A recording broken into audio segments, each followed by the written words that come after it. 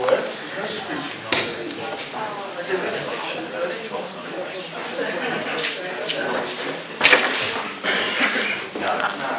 ladies and gentlemen, we are going to try something which is completely unrehearsed and which may or may not work.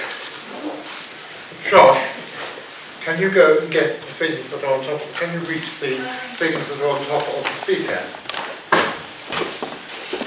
Mr. Coghlan? Yes. Birthday boy, you have cards, you have cake, and I hope you have a YouTube video which is going to sing happy birthday with pictures of balloons. But I'm not sure. Birthday to you, and may all your dreams come true. Happy birthday!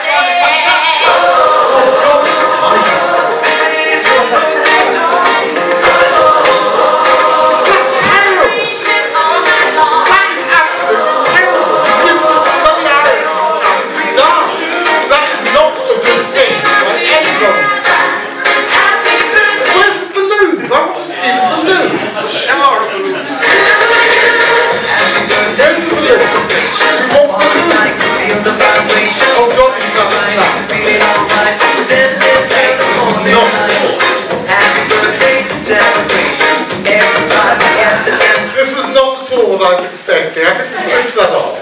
Otherwise, you would get carried away. Happy birthday, Ronan, my dear boy. I do feel very grateful that for the last 10 years you've been coming away from the bosom of your family to be here on your birthday with us. Which either says something very nice about us or something terrible about your family. There's many a true word spoken in jest. I'd say no more. Okay. And now, before we go any further, I'm going to pass you over to Barry Tadcaster. And what on earth's that? Good Lord. We've got somebody with proper PowerPoint. We have a proper intellectual here. Somebody who's actually not just going to go up and give crowd pleasing and stuff. He's actually going to give us meat for our intellect. I got a PowerPoint there, if you know what I mean, ladies.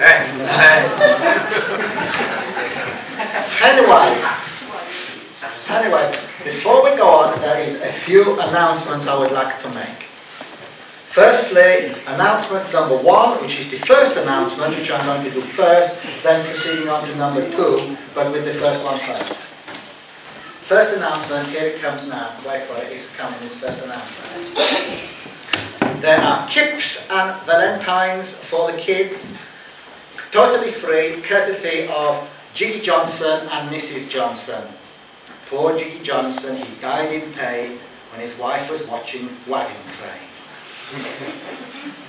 Announcement number 2, which is the second announcement following on from the first one, is that Funland is open for business and it is located at the back of the big tent outside in the garden. Here you will see the legendary, world-famous tunnel of goats. Yeah. This year there is more goats, there's extra goats this year, and we are hoping that once again a child will become lodged in the tunnel of goats. And new for this year, we also have the spider baby. He's a half baby and a half spider, but it won't bite you or anything, well, not until he grew up anyway. And also we have the terrifying haunted teddy bear's nest. I tell you, if you want to get your fright on, you go and see that. Because I saw it, I'd like to tell you, I shat my pants. I don't mind telling you that it is bloody scary. So if you want to get your fright on, go and see the haunted teddy bear's nest. Anyways, our next speaker today is Miss Shoshannah McCarthy. And Shosh, as she is called by her friends, has a pet hermit. And she has taught the hermit to simper. And she is going to bring you up on stage today in order so you can see him simper. Shoshannah McCarthy and her simpering hermit.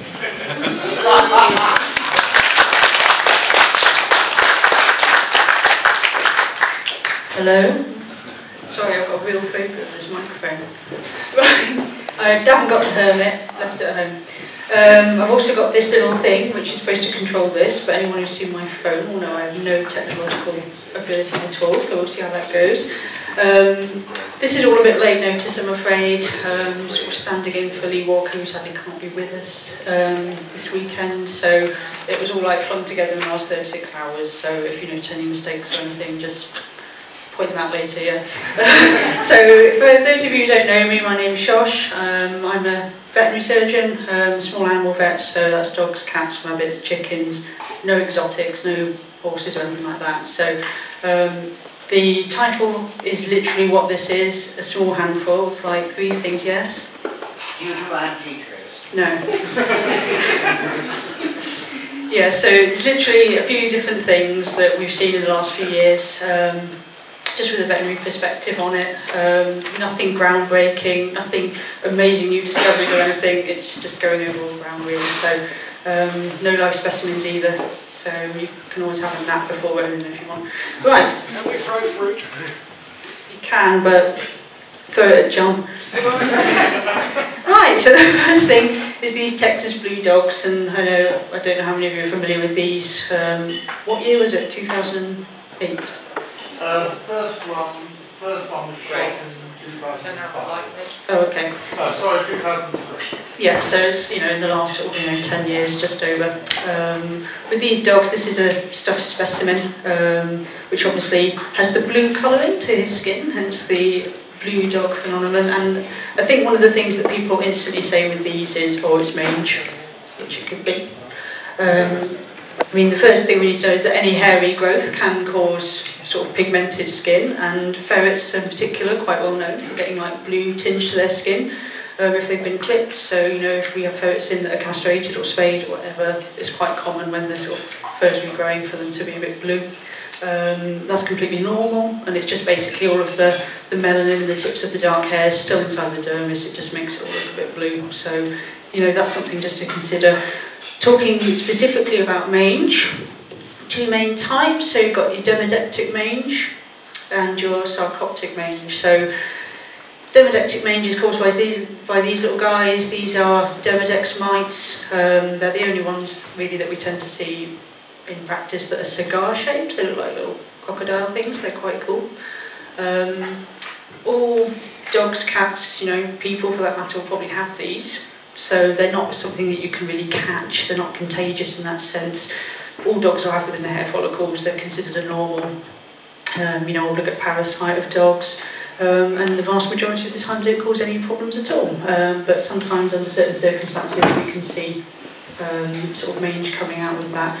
So the main one that we worry about in dogs is Demodex canis. There are long-tailed and short-tailed forms. We don't know if they're different species or not at the moment, but it doesn't really matter from the perspective we're talking about.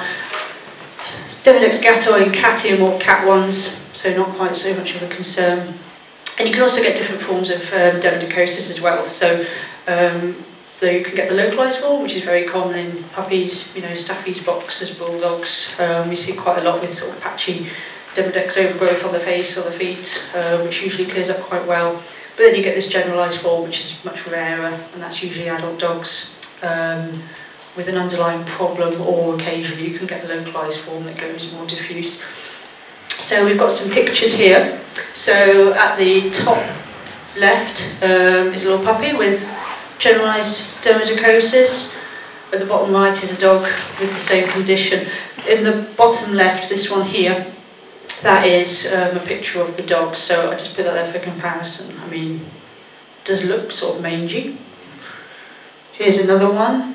Top left, poor little thing, severe mange, and then another blue dog specimen, just for comparison. So it does look sort of convincing. We've got another dog here who's got generalised dermatitis. Obviously his skin's very blue, and obviously you can sort of see sore patches as well, as everything. And I think there have been some sore patches reported on the blue dogs, so that does suggest that there is possibly some inflammation going on, some sort of inflammatory process. But obviously, we do get dogs that tend to sort of crop up with this, but if you've got a whole race of them, why would that happen? So there is a genetic link to it. This is 1989.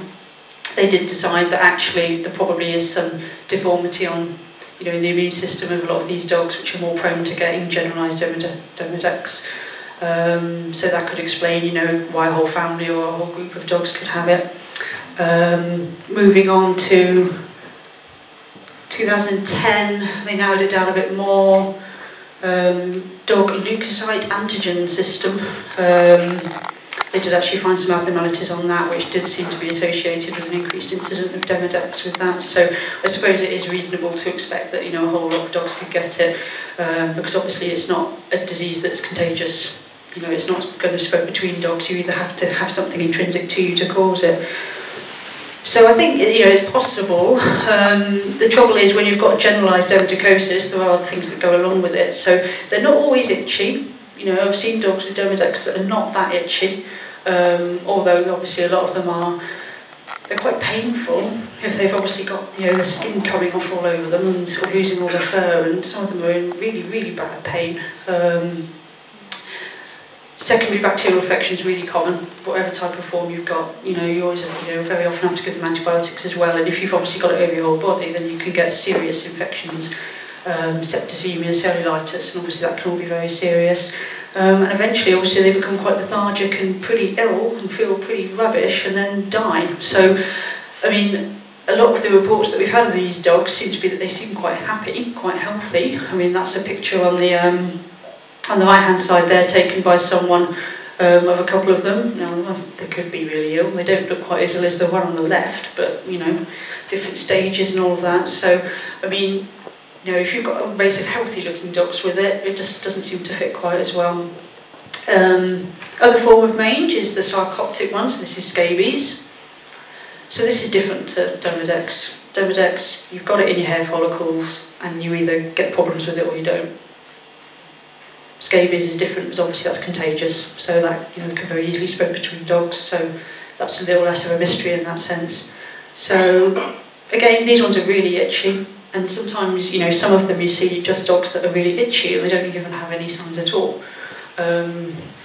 Really difficult to find these mites. They bury right in the skin, and if you're sort of scraping down the skin, you've got to go all the way down till it's bleeding, and sometimes, even then you don't find them. I've only ever found it once. A bit rubbish at skin scrapes, but on the dog I found it on, she didn't have any hair loss at all. She was just really, really itchy, so she certainly didn't look like any blue dogs. But they can have crusty, scabby skin, particularly when they become very chronic. Secondary infections can set in as well. Hyperpigmentation is basically just where the skin becomes darker, and that can happen non-specifically with any sort of chronic inflammation. So that's where you can get the blue colouring again.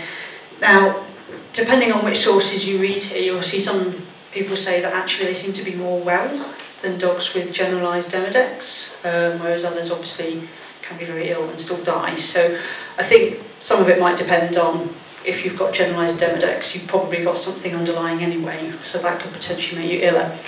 But here we go, pictures of sarcoptic mange again. Quite common in some areas, obviously in the streets and things. Poor little guys.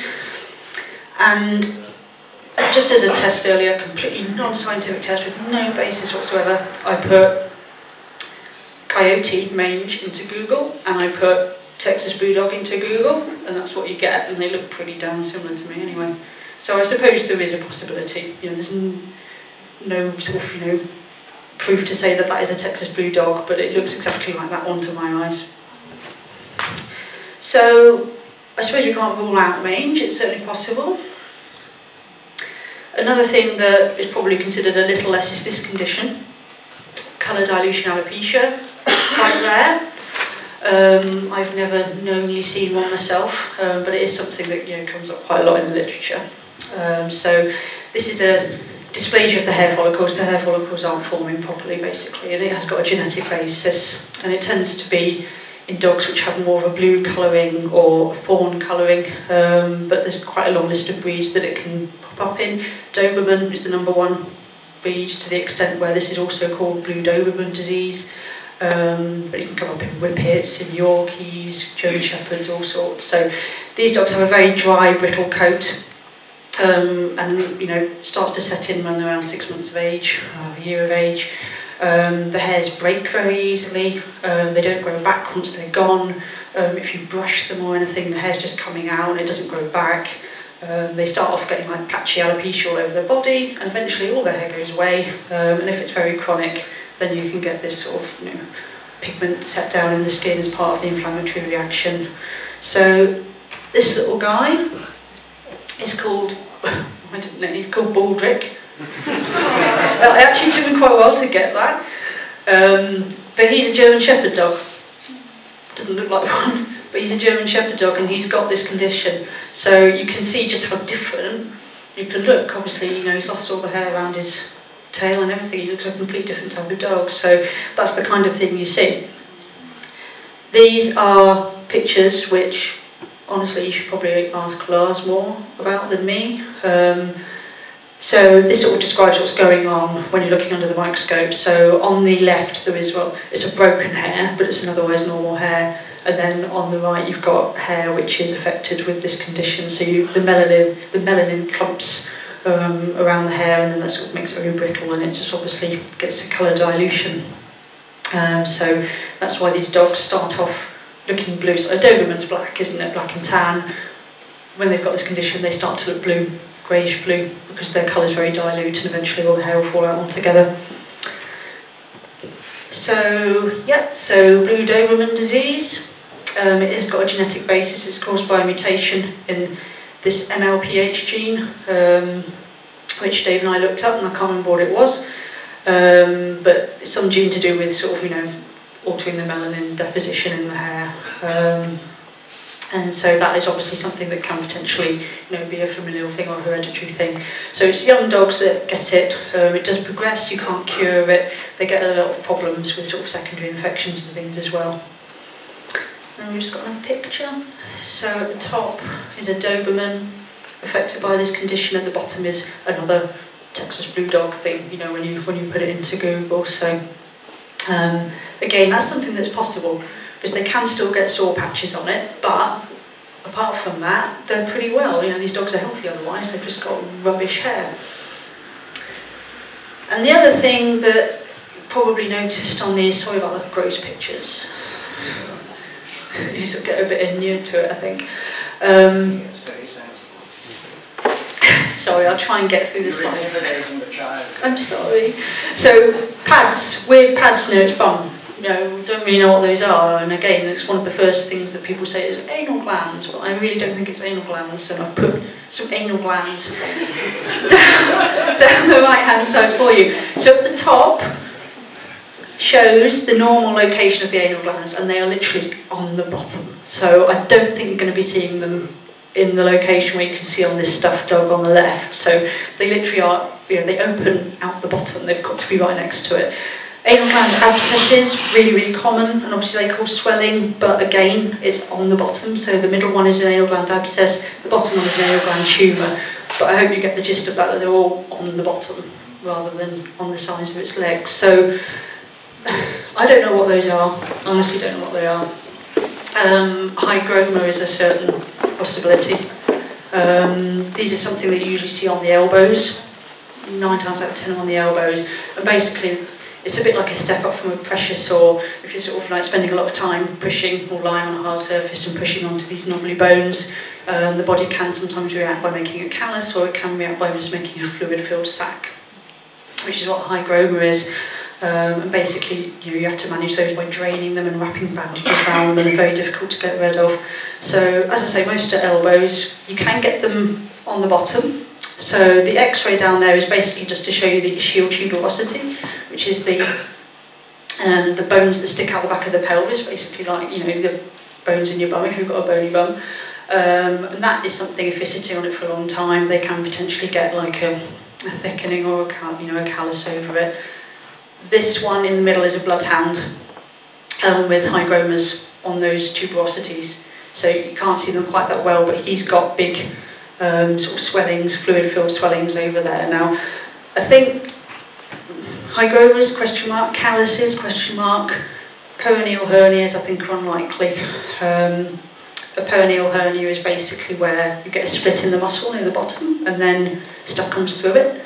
So you can have fat come through, you can have intestine come through, you can get the bladder come through, but you would know that's what it was. You would get an idea if you put your finger in a dog's bum and had a feel. I think humans can get them, but I don't know anything about that. I don't really want to think about that. Blue dog smuggling hamburgers. Maybe. But there was a biopsy of this taken, and I think the conclusion was flesh or meat, which I think it would be good to have more of a histological diagnosis to see exactly what that was, but I get the impression they weren't fluid filled, so that doesn't really fit with the hygroma. But yeah, if anyone's got any bright ideas as to what that is, I'd love to know. So yeah, so that was a bit on crab. That's a little bit about the blue dogs, and as I say, it was really a sweep over. There's so much more to it than that, and I'm not exactly an authority on them anyway. But yeah, so if anyone has any ideas as to what those weird things on the bottom are, I'd love to know. Right, so the next thing we've got is these winged cats, which people might have heard of as well. Very easy to find. If you put winged cat into Google, you'll get all of these reports dating back to the 1800s of these cats with wings. Some of them go as far as to say that the cats fly, and there's one that swooped down on a child. I don't really know how likely that is. I suspect it's not true, but who am I to say?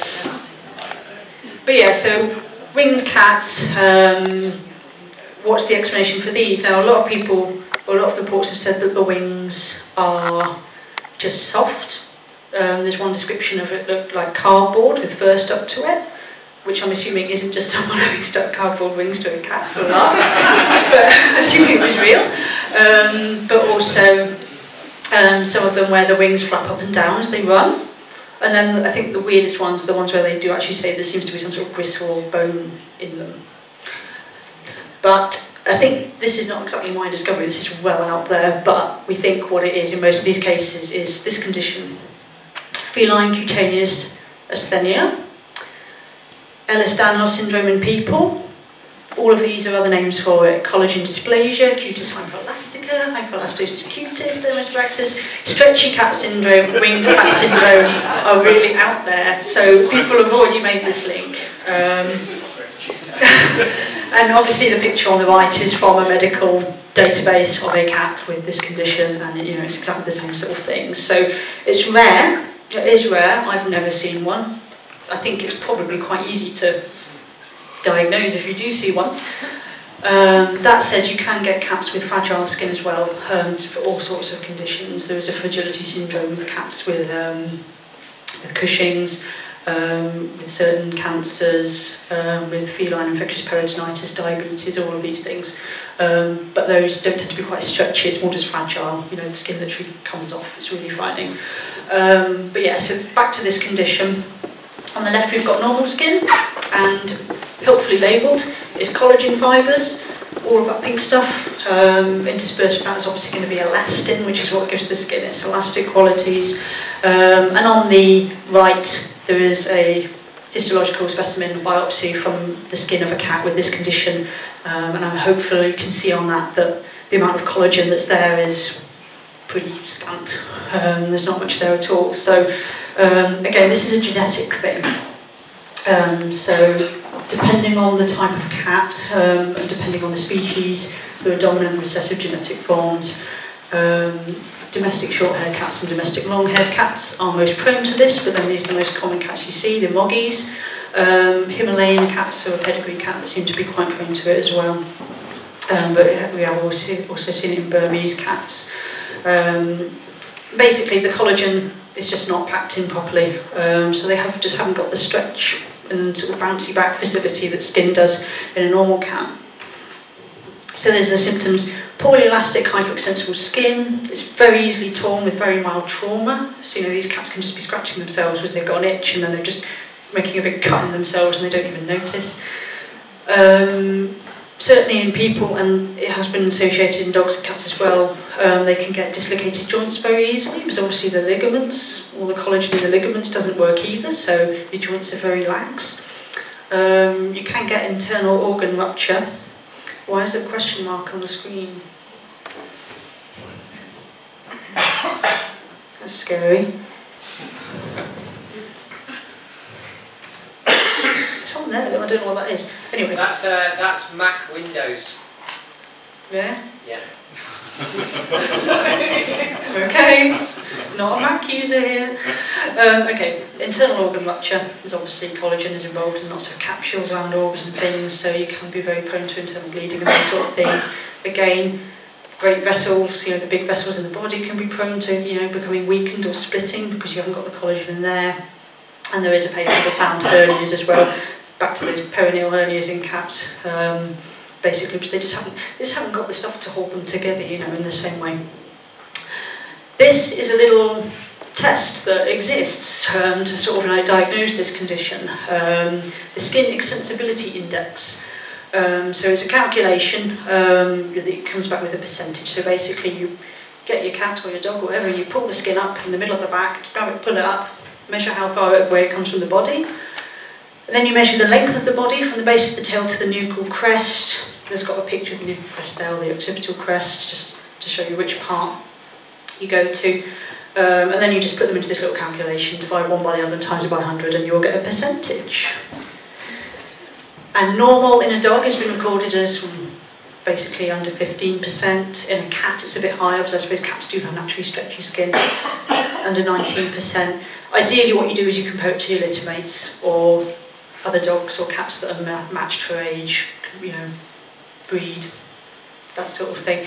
I suppose it'd be interesting, there probably is stuff out there, I haven't looked into it, on whether there's variation on dogs of different breeds, because obviously a Shar-Pei is going to have much more extensive skin than a Labrador, or Whippets obviously cut themselves at the drop of a hat.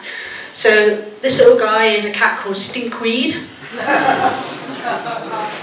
And he's illustrating quite well. He's obviously got this condition, FCA, pulling up the skin, and as I say, you could measure that. I've just got a few more pictures of the condition as well. This little guy. I love cats. And another one. And this one was interesting. I found this on something called the Veterinary Information Network, which is basically a bit like a really big, not quite a forum, but sort of an area where lots of vets, mostly from America, but all over the world, discuss things. And someone had actually posted this. This is a cat called Connie, who's a patient they were seeing, and I don't know if you can just about see the little arrows they've stuck on, but basically she's got this big flap going down behind her leg. It would have been useful if they'd taken a picture sort of pulling it up. But they obviously didn't know about winged cats, and they'd never heard of this condition, because a lot of people haven't, it's quite rare. So they'd posted up going, I've got this cat with this big lumps of skin hanging off its eyes, what is this? And you think, yeah, it's a winged cat. That's what it is. And that illustrates it quite nicely, actually. And this little guy as well, who's got, someone's actually pulling it out, so you can see where those wings come from. And this one, they did a skin extensibility index on him as 22%, which is obviously over the 19% that we expect for cats. So this was quite a recent one. This is from a 2013 case report. And when you look at, when you look through the literature, it's really uncommon. I couldn't get any information on the prevalence of it or how common it is in people. It's about 1 in every 20 to 40,000 people. But in cats, just don't know. But there's lots of case reports out there anyway. This one here, the third one down, a report of 3 cases in cats. They did the skin extensibility on those, and I think it came back as one cat had 21, one cat had 22%, and one had 17%, which is obviously under the 19. But then 2 of the cats were euthanized because they just get to the point where you can't manage them, so they're just cutting themselves open constantly. But they did actually give one cat vitamin C, which is obviously a treatment, to scurvy as a result of vitamin C deficiency. So from that logic, people were saying, let's try giving them vitamin C to try and cure them. Seemed to work in this one cat. So, I think that has been tried in many other cases as well, so I don't really know how successful it is. And it's not exclusive to cats either. There's a condition in horses. This is really well reported. Herder. American quarter horses. Most predisposed, and there's this stallion, Poco Bueno, who was born in 1944, who it seems to trace back to and his ancestors. So most of the horses that are affected, will have him somewhere. And American quarter horses are really, really good for horrible genetic diseases. They can get the periodic collapse and all sorts of things. So Affected horses only again tend to live 2 to 4 years because the wounds they get are just unmanageable. But I thought this picture showed quite well. Obviously, I don't know how long ago before this photo was taken they went like that and pulled its skin, but obviously it stays like that for quite a while. So if you're pulling cat's skin up like that, then it does make sense that they could sit there with like flappy wings hanging off them for quite a while, because they just don't have the elastic ability for the skin to spring back. Dogs, well known in dogs. This is not a dog I've ever seen. It's seen by another vet in America sometime. His Buddy. He had a skin extensively index of 20, and obviously dogs are supposed to be under 15, sorry. So it was quite good because they did post lots of pictures of his progression as he got older, and he got to the point where his owner just had kept skin staples and like tissue glue at home, and they just had to glue him up every day because he was just cutting himself constantly. And they just had to manage all of these wounds he was getting, and he lived to 8.5. But he died of a spinal condition. I think basically his spine just collapsed because it's got no collagen holding it around. So a bit of a sad end, but 8 years sounds like he did pretty well, considering a lot of these animals don't tend to do so well. Another dog with the case, so you can obviously see pulling up on the neck there, really extensive skin tent, and obviously pulling away from the elbow. That's another area that you can test it as well, but around your elbow you probably get more chronic inflammation and things from joints and bashing your elbow on things, so the skin's probably not quite as flexible there anyway. In people, so the joint laxity syndrome, stretchy skin syndrome. I can't remember the name of the guy who had all the clothes pegs on his skin, but the guy who held the Guinness World Record or whatever for most clothes pegs on their skin had this condition, which makes sense. Yeah, so same sort of thing. I mean, obviously it's a lot more recognised in people, and there's all sorts of classification systems as to like what type they have, but it doesn't exist in animals. So what about the ones that were bony? So is there a possibility they could have had extra limbs? I suppose the answer is yes, based on this. Cows and sheep, you see quite a few with these like limbs hanging off them, which may or well, probably the result of a twin that was resorbed. A condition polymelia, more than the usual number of limbs. This weird stuffed cat here is a Victorian specimen. I don't know how genuine it is, but that allegedly had like 2 tails and 8 legs. So again, probably the result of 2 kittens in utero that have become 1, but that could certainly be an extra limb. And certainly there are a couple of reports of some of the cats with these wings having little claws on the end of them, so that might be it. Polydactyly, that's really common. I expect you've seen that before. Cats with extra thumbs and loads of toes that are like amazing. I love them. So that's really, really common disorder in cats as well. But this is probably a very common one, matted fur. And this is probably wings flapping as the cat runs, because as they run along, the mats of fur are going to go like this. Richard, that's not a comedy. That's not a joke. You're supposed to be laughing. It's actually quite tragic for them. It's very sad. This is a picture at the bottom. This is a matted cat. That one over there on the right is a winged cat from China, and I don't know, to me it looks like they're pulling a mat off its fur. I don't know how it looks to you, but I think that's probably just a cat that hasn't been groomed properly. So obviously a lot of these are long-haired cats, and I suppose when you look in at the photos of the winged cats, a lot of them do seem to be quite long-haired cats. It's very easy, obviously, to let them get like this if you don't groom them properly, and then obviously cats that don't groom themselves properly, if they're arthritic, if they're obese, got dental disease, something that makes it painful for them to groom. That's a dog. I couldn't find a picture of a cat, but this is what you get when you actually take these mats off. They've been pulling on the skin for so long. We're really sore, really bruised. We get a fair few that we have to have in to get them under sedation because they're that matted, and obviously there's nothing an owner can do with a brush at that point. Just sedate them and just shave it all off. We do a line clip, like the little cat on the right. He looks awesome, but obviously it's going to grow back. But some of them, they've got really thick mats, and you can literally shave it off the side in one long strip of just like a carpet, basically. So I think that's probably a lot of these reports of the cardboard with hair stuck to them turning out to be. So yes, so that was the cat bit. You're still with me. We've only got one little bit to go, I promise. So the last bit is glowing red eyes. So I think that's not a real photo. It's not a real photo. I think this one's probably a bit obvious. So this comes back to the tapetum lucidum, which is a structure, as you probably know, that cats, dogs, animals, many vertebrates have in their eyes. Humans do not. But basically, it's the back of the eye, and it's a layer just under the retina, which is shiny. And it's a specialised section. So it's in the sort of the top part above where the optic nerve goes in. And that is on the right an eye that's literally been cut open, and you can see it. It looks like that. It's really, really pretty. And that functions to reflect light back in onto the eye. So you've just got more light going to the photoreceptors. It improves your vision, and particularly at night. So obviously a lot of nocturnal animals have this. And you can actually see that when you look into the back of an eye of an animal with an ophthalmoscope thing. You can actually see that, and that illustrates it quite nicely actually, because you can see on the picture of the real eye the line where the tapetum ends, and you can, as I say, you can literally see that same thing there. So you've got your optic disc in the middle, which is just the part where the optic nerve goes into the back of the eye, and all of the associated blood vessels with that. But then you've got the shiny bit that reflects back at you, and this is obviously what you see if you see a fox or something at night and you see the eyes shining. So we've got a normal dog one, got a normal cat one, and then at the end is a human one.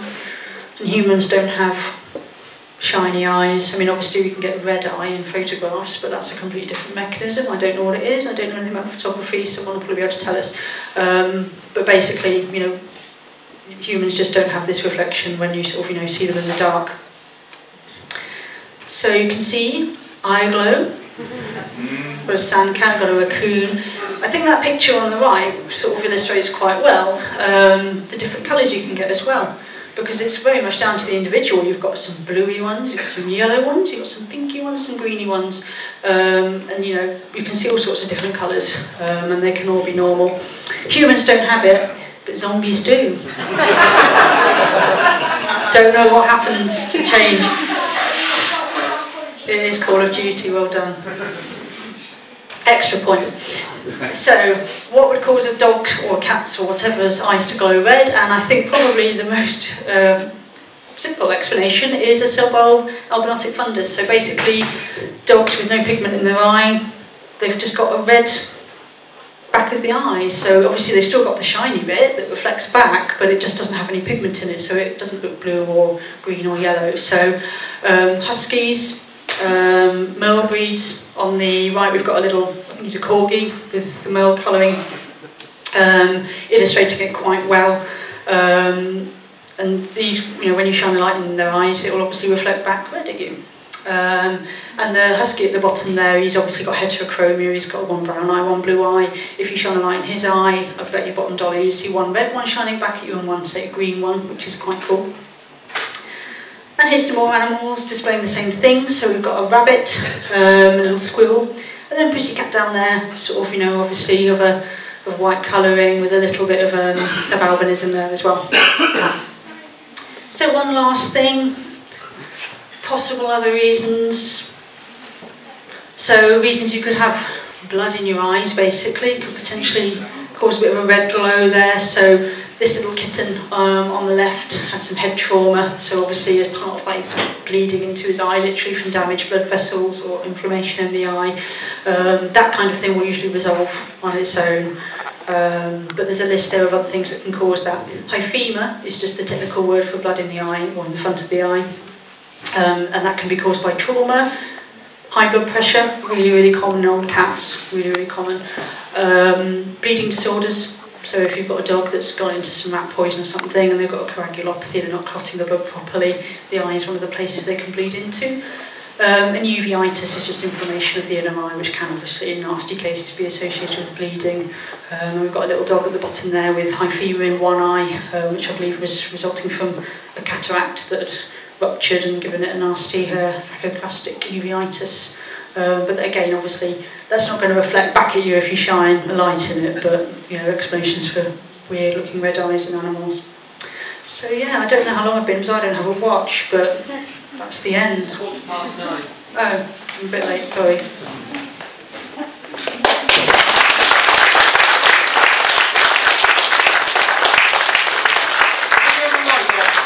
we have the light on? Greg, I think it is just doing the lights. And Shoshannah, my love, can you take my iPad? Okay, guys, yes, Shosh, don't go. She has overrun a bit, but that was a fascinating talk. Quickie. Anybody got any questions? Do we have questions? Oh, yes. Sensible questions. I've got this unsightly scarf on my left hip. I just thought you could look at it. Has anybody got any sensible questions? If you saw the scarf, you'd realise that was a sensible question. Ronan, I really don't want to know about your skirt. I love you dearly, but not that dearly. Yes, Jonathan, you went to Texas, didn't you, to investigate the Texas blue dog? Was there any more information about the pads on its back legs? Yeah, there's one thing which it hasn't been very widely circulated. We have got film of living ones with those pads, because there's one thing, a lot of people have said, oh, it's just, you can make anything look like anything with taxidermy. We've got film of the living ones, but all the ones, living and dead, that have been found with those pads have been males. There are no females with the pads. And I don't know what it means, I don't know any more than you what it means. I would reckon that what you were saying about that the genetic condition that causes, the one you did at the end, I'm wondering if anybody's done any work on that in coyotes, and I'm wondering if there is a genetic predisposition to that, what else that genetic predisposition might bring up. Hang on, darling. Hello. It's where a biopsy would come in useful. Are you treading on that? Yeah. Because you could see Demodex in a biopsy. You could see possibly Sarcoptes in a biopsy. You could see abnormalities of the hair follicles in a biopsy. You can see whether it's glandular. You can see whether it's muscular. I've seen a biopsy, really. Go and get one. We've actually got the hind leg of a female one in a freezer in Texas. Okay, how much of it do you want? She's got a bad attitude, this girl. I blame the stepfather, personally. When I was a little boy, my grandfather always used to sing me a song when he was putting me and my little brother to bed. And it was an old Victorian musical song which went, "Don't put your daughter on the stage, Mrs. Worthington." And I can't remember anything about it apart from the title. I believe it was composed by Noel Coward, in fact. Was it? My grandfather had better taste than I thought he did. Most of the songs he sang were very low musical songs. But tonight, she's not my daughter, she's my stepdaughter, and she's on the stage, and by God, I'm really proud of you. Shosh, thank you, my darling. Shoshannah McCarthy.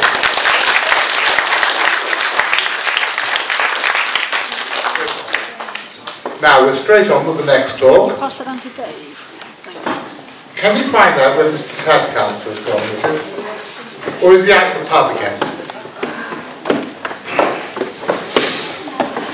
I like this. For a few years, you actually used to make an effort to go outside and put on your costume. You actually really pretend that he was a different person. Now you just put on the hat and the monkey with gay abandon.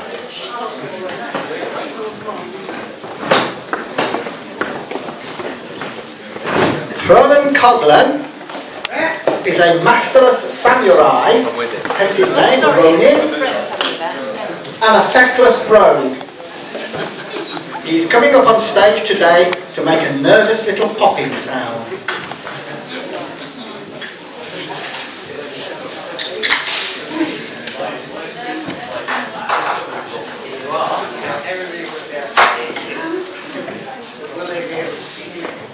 Well, that's kind of down to you. Put this on. See how this goes.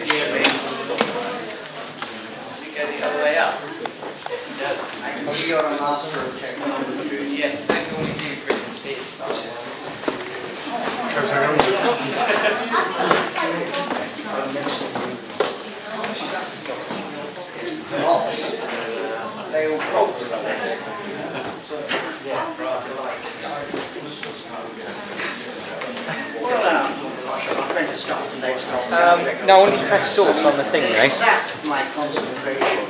It wasn't that lecture by Shoshannah McCarthy. It's one of the best ones I've seen since I came here first of all. And it's a long, long time since I started coming. Now, I'm afraid this is the most boring lecture I have ever delivered, but you are almost spared it because I lost my notes earlier.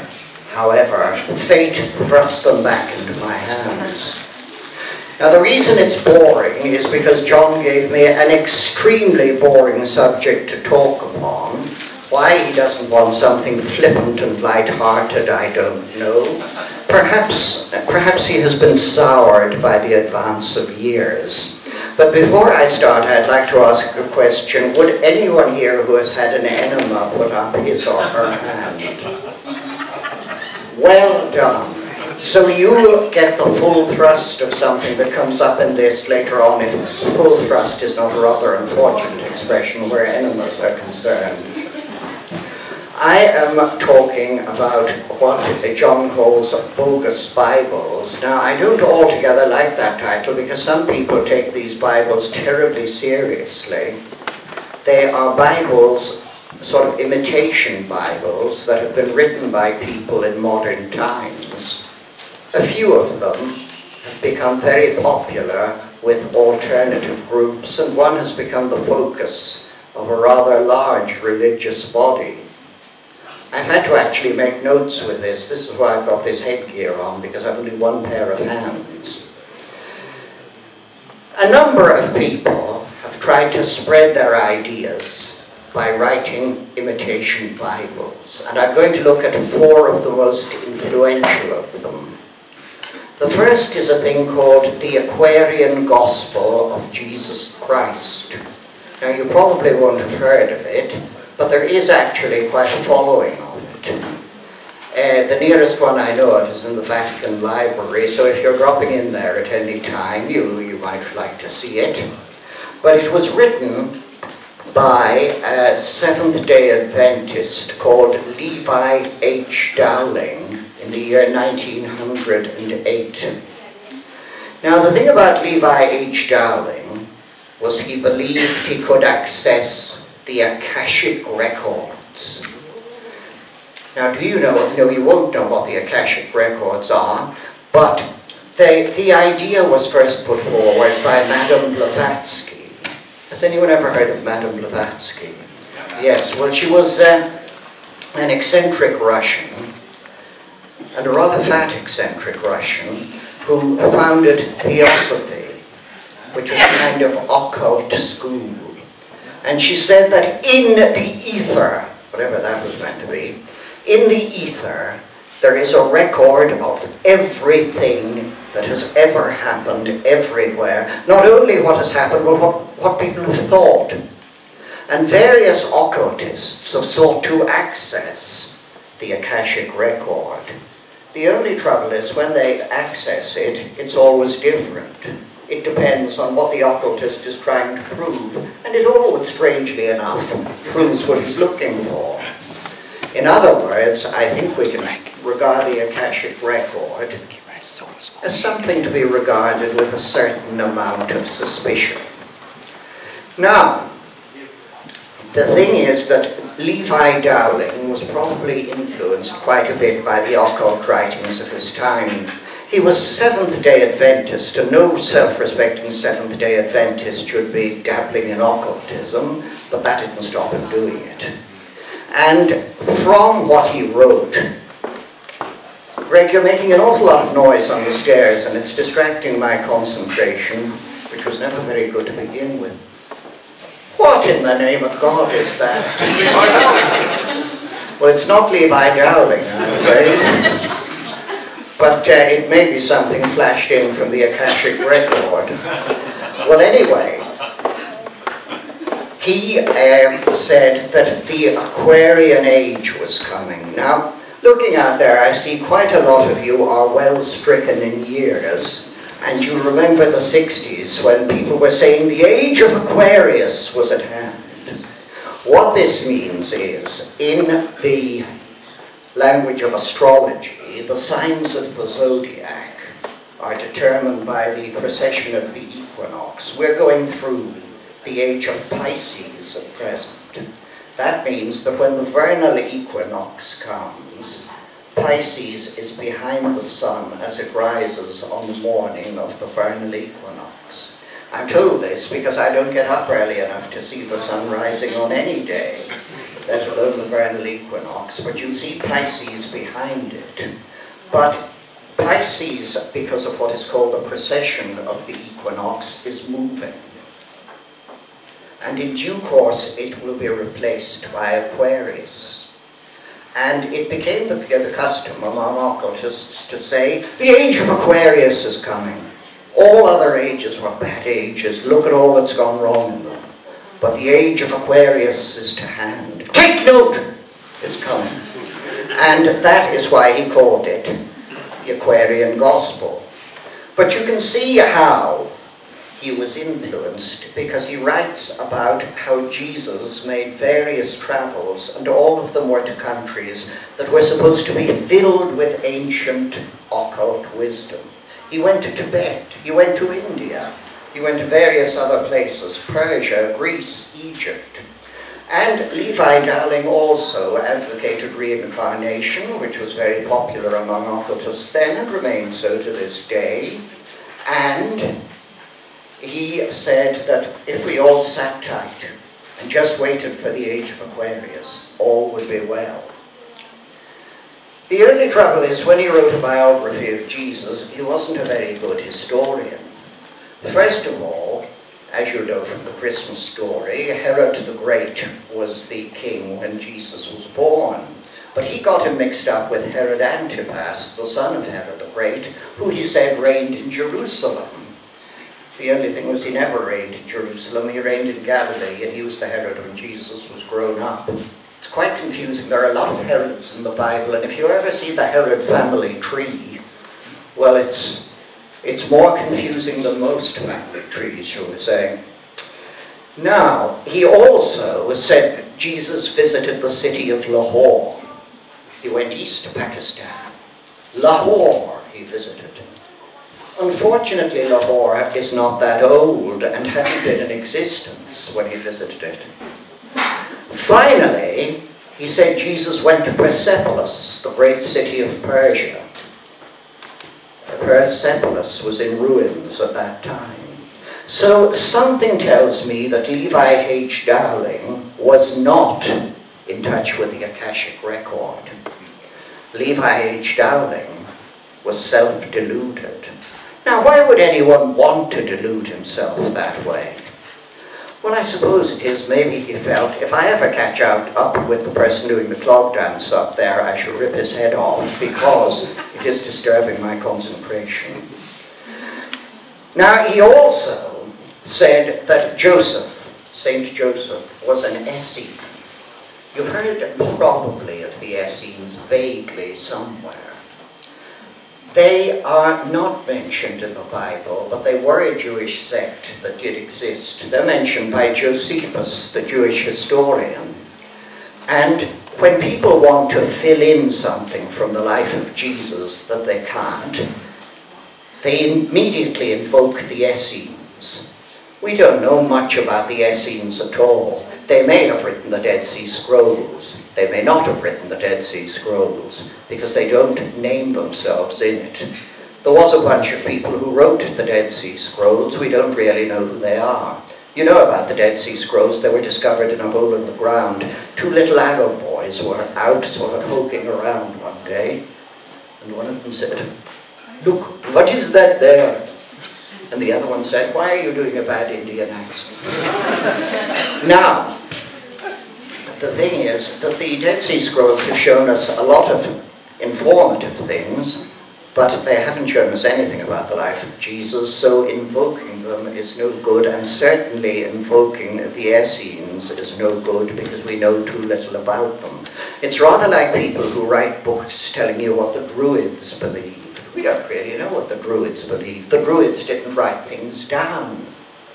And by the same token, the Essenes, if they're the same as the community who wrote the Dead Sea Scrolls, believed a lot in washing, which I am told is a healthy practice. But apart from that, we know nothing really about them. However, the Aquarian Gospel is a small potato compared with the Urantia book. Now, the Urantia book is a rather peculiar thing that is quite modern. Nobody quite knows where it came from. It appears that there was a Dr. Kellogg. He was the brother of the man who invented cornflakes. But that doesn't come into it, I just thought you'd like to know. But Dr. Kellogg was summoned to attend a person who talked in his sleep. Well, actually, his wife said he breathed in his sleep in a peculiar way.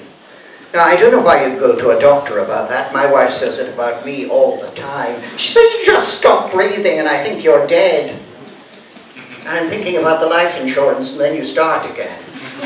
Now, the trouble with all of this is that he was perhaps mumbling things that his wife had found disturbing.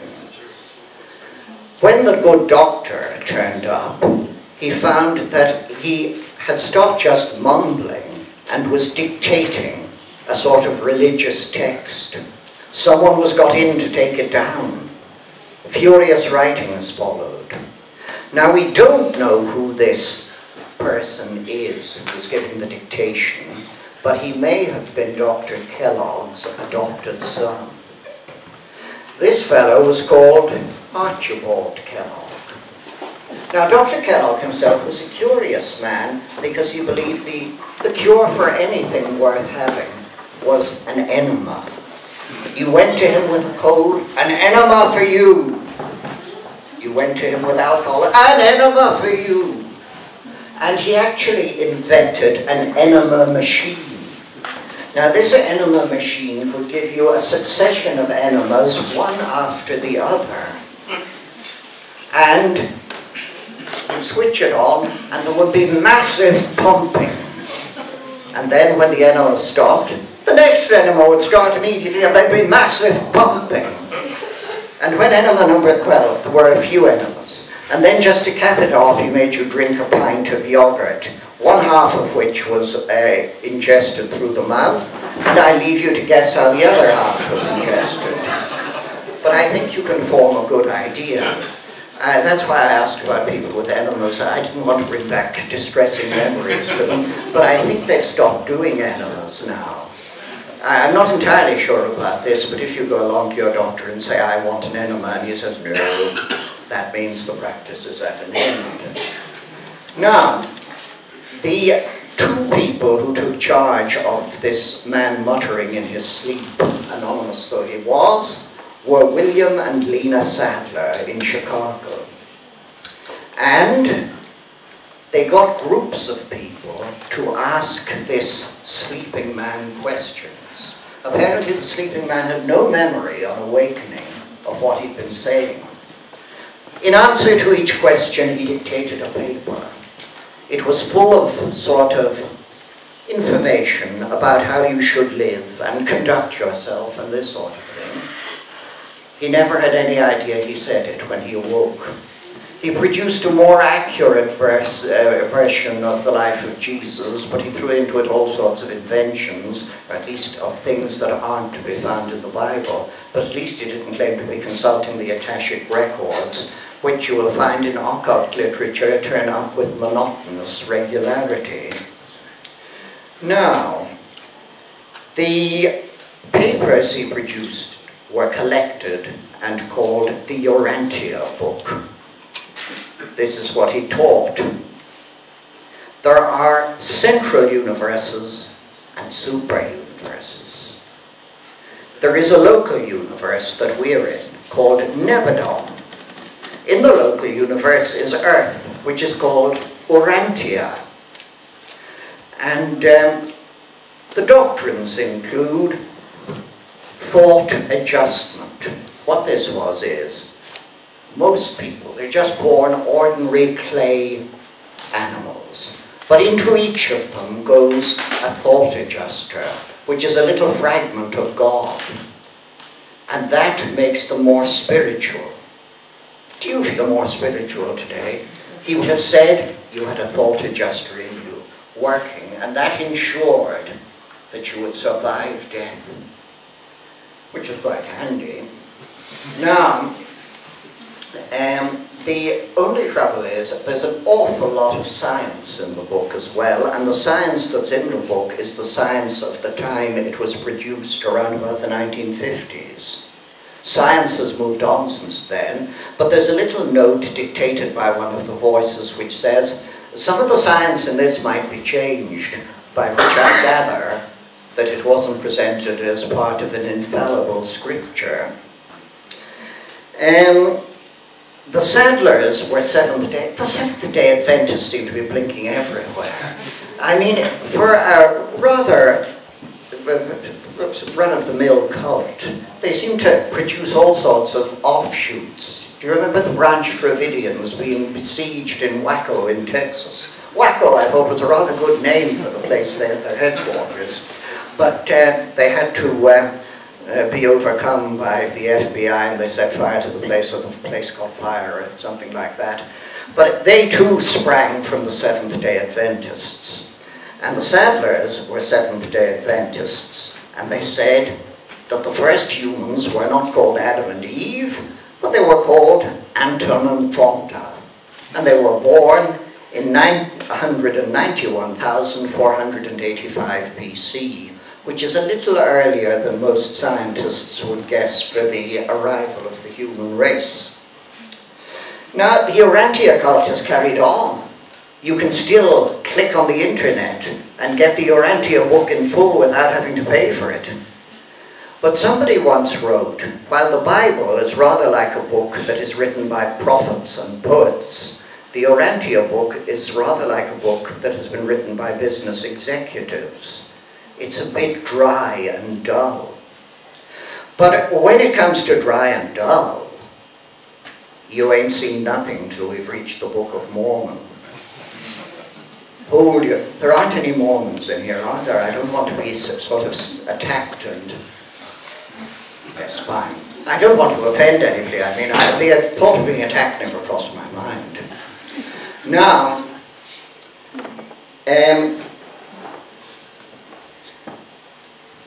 yes, we all have, apparently, planetary supervisors, of course, according to the Urantia book, and I have long notes here on the enema machine, which rather took my attention away from the religious message which the Urantia book had to give.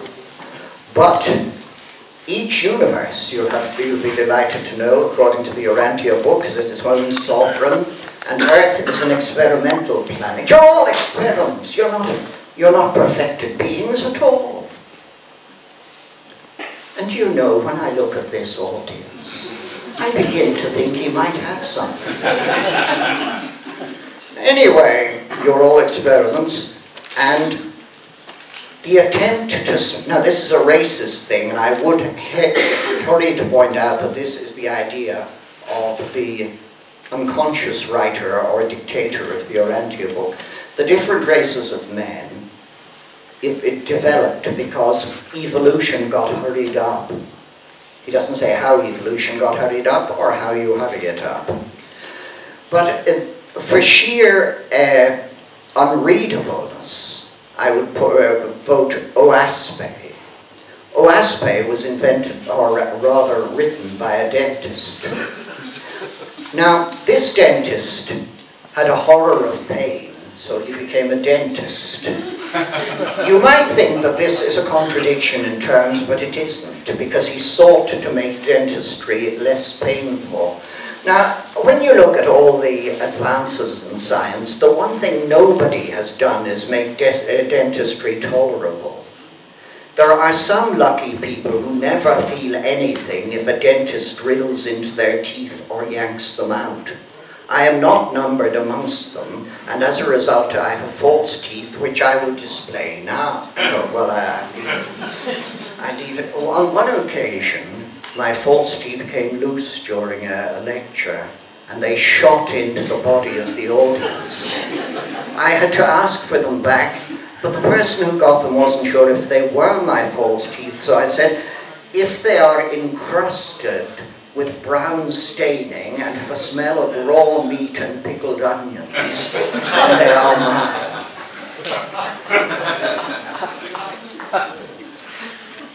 Anyway, let's get back to serious stuff. The man was John Ballow Newborough, and he seemed to have visions from an early time, and he believed these visions were true. I don't think for a minute he was a charlatan. As a child, he was beaten by his father. Now, fathers are discouraged from beating their children savagely, but I think there's a lot to be said for it. Because I'm sadistic, old, and horrible. But we leave these little considerations aside. Poor John Ballow Newborough really believed in his visions, but his father wasn't having any.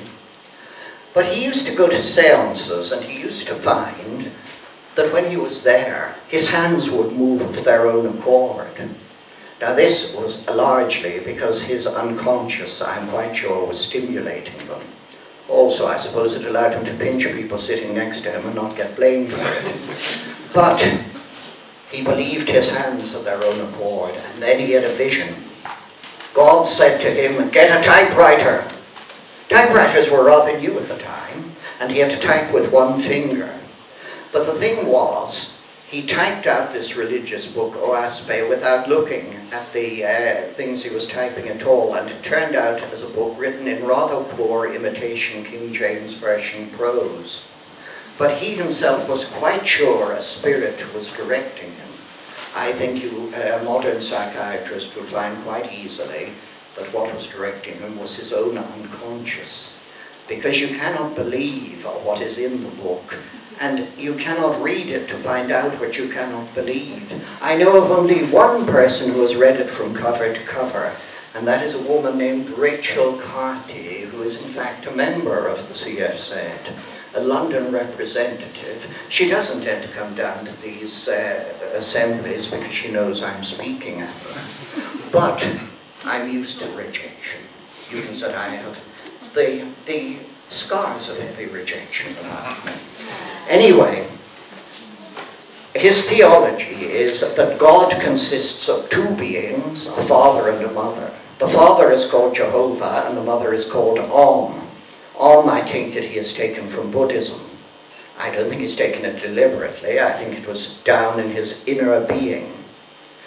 And he would sit down by the typewriter and wait until a light shone on his fingers, and then he would type frenetically.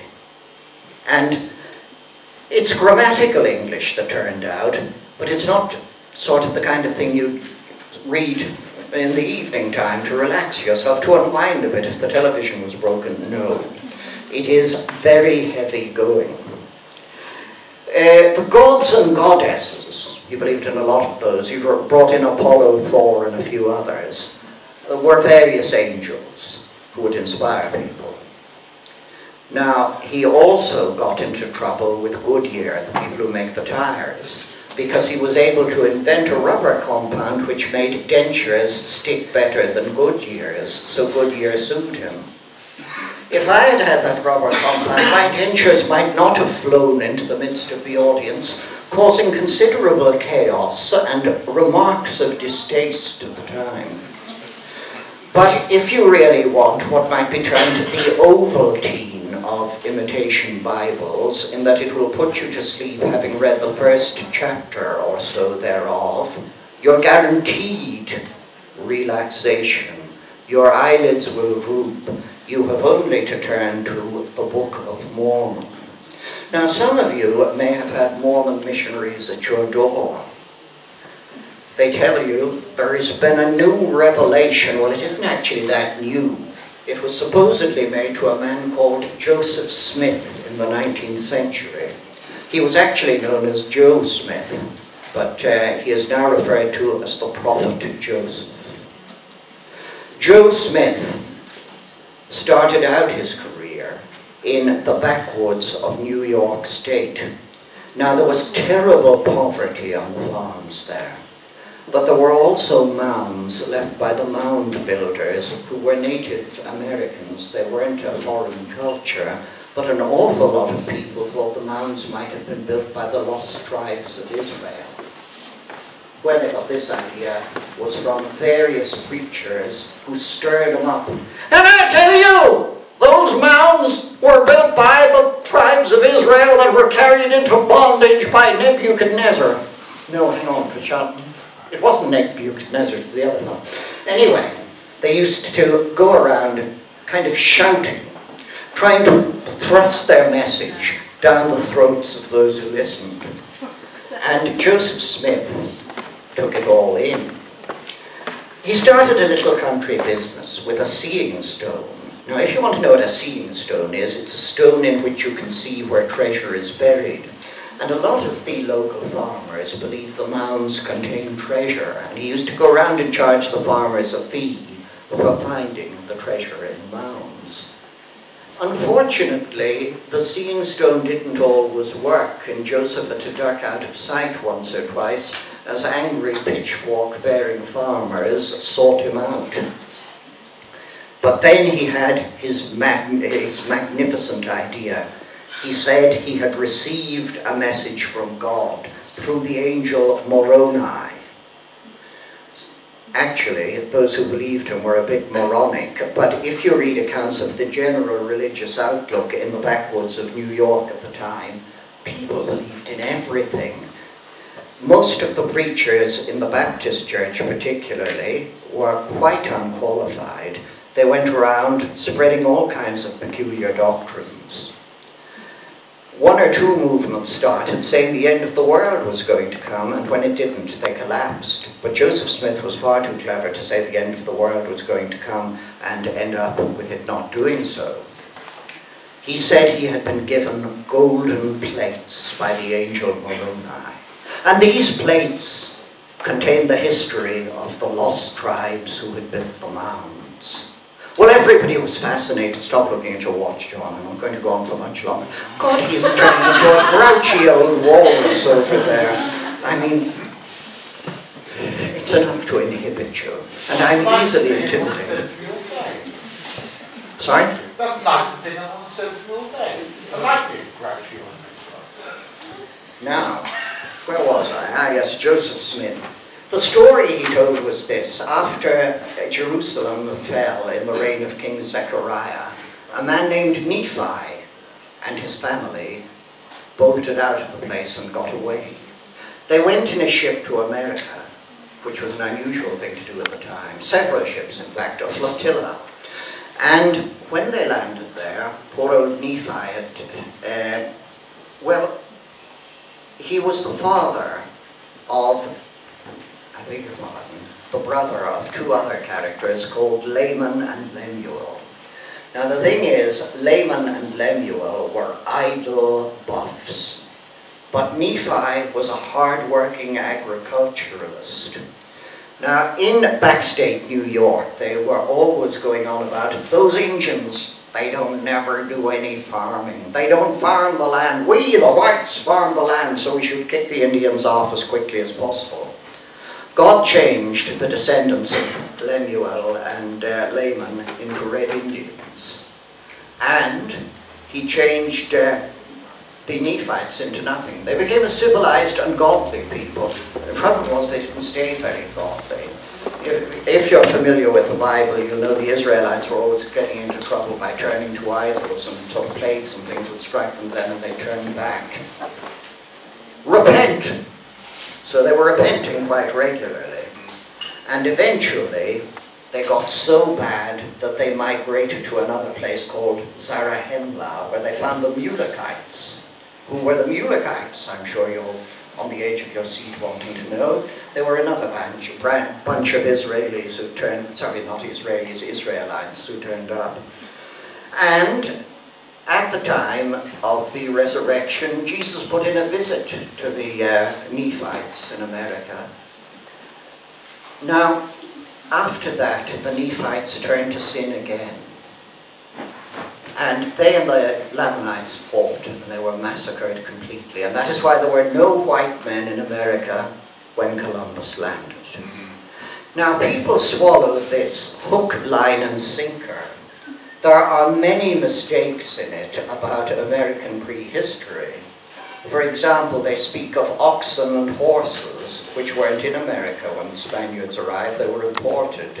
There is some evidence that there may have been a small horse population because the earliest horses evolved in America, and then they migrated to Siberia, which is a place everyone likes to go on a holiday, and then they died off in America and had to be brought back by Europeans.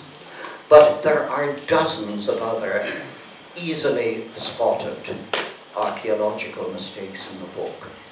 But you probably won't spot them, because if you read the book, by the time you have read chapter 1 as far as verse 3, you will have drifted off to the land of Nod. It is soporific.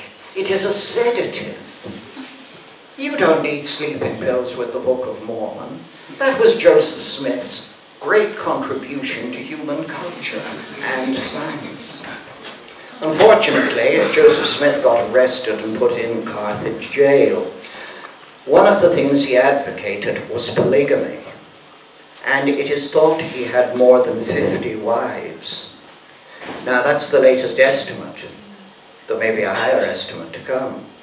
He married people who were already married to other people, so that any children could be easily explained away.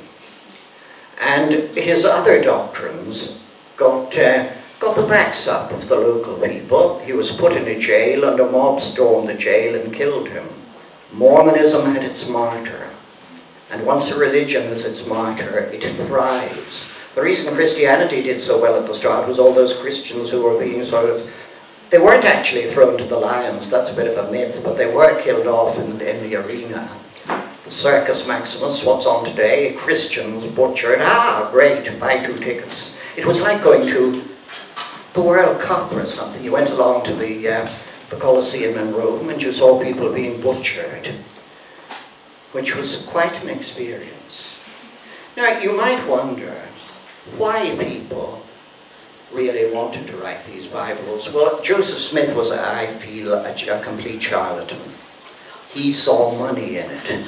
I don't know if he realized just how far it would go. There are over 1 million members of the Mormon Church at present. There is also the reorganized Mormon Church, which has about 200,000 members, and there are a number of other splinter groups. They take their theology very seriously, and if there is a hair to be split, split it is. They're not supposed to practice polygamy in countries that don't allow it by law, but fundamentalist Mormons do. Now, I don't think polygamy is a very good idea. In the Old Testament, you see, Joseph Smith used that as his excuse. In the Old Testament, you have, for example, Jacob, who married 2 sisters, Leah and Rachel. Now, if I had married both my wife and her sister, there would have been blood on the carpet every night, and I would have been caught right in the middle as peacemaker, because they fight like cat and dog, only more fiercely. Is it any wonder I've developed this unsightly mange on my left hip? Not at all. It's psychosomatic. I'm going to get Shosh to have a look at it shortly, with her expertise. But there are other pseudo-Bibles. A recent one is the Coghlan Bible, which I haven't got around to reading yet. Not that I have read the whole of Oahaspe or the Book of Mormon, because that would give me festeration of the brain. And I want to carry on with my brain infested for a few years yet. So there I'll finish. There is a sigh of relief that goes round the place. I thought he'd never stop talking. But I have. I am now silent as the grave. Not another word will pass my lips. Do we have any questions? No. Oh, yes, yes. You said about being wacko, didn't you? You said it was about they didn't actually shoot them, they played loud music to get them out. Sorry, I can't quite hear you with this. They played loud music to get them out. It was heavy metal music to get them out.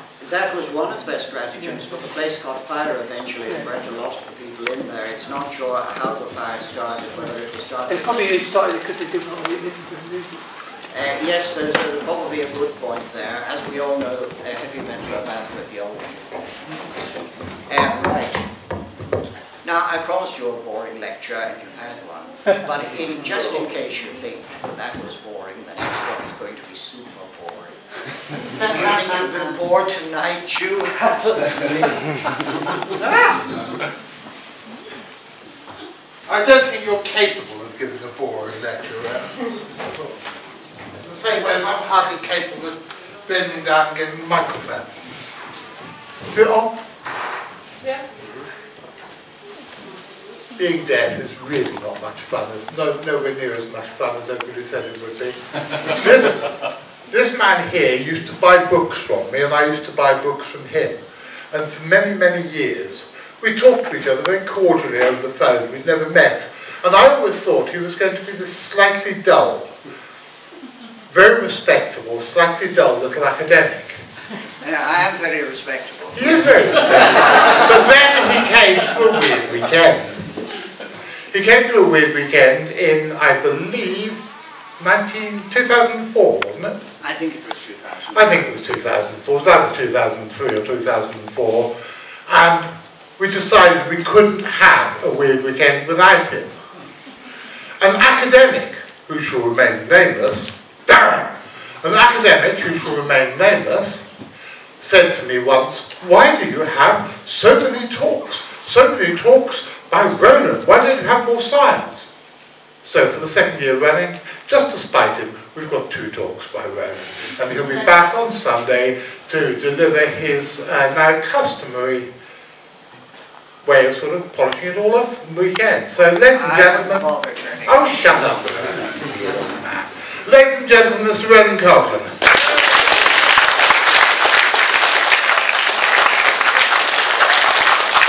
Okay, guys, we are running late. It's a weird weekend, of course, we're running late, and the bar is open. I was asked just now by the lovely Andrea. Andrea, where are you? Gone home. Has she? You can't get the staff anywhere. You'll get up about 5:05. Is that my fault? She ought to work for me more. Okay, ladies and gentlemen, Andrea came before she went home just to ask me, should the bar stay open? What do you think, guys? Should the bar stay open? Yeah. Don't shake your head, Silas. Of course the bar stays open. Now, is there anybody who doesn't know how to find the bar? Well, now I think they should know what we're doing. You'll see right now. Mark is pointing the way to the bar. David is just going to put on some music by one of our sponsors, the multi-talented and ever-entertaining Mr. Eric Norlander from this company, Think Tank Media, somewhere in darkest California. And I'll see you all back in about 25 minutes, and we will have the amazing Lars Thomas doing his inimitable Danish thing. Take it away, Maestro. Strangely strange.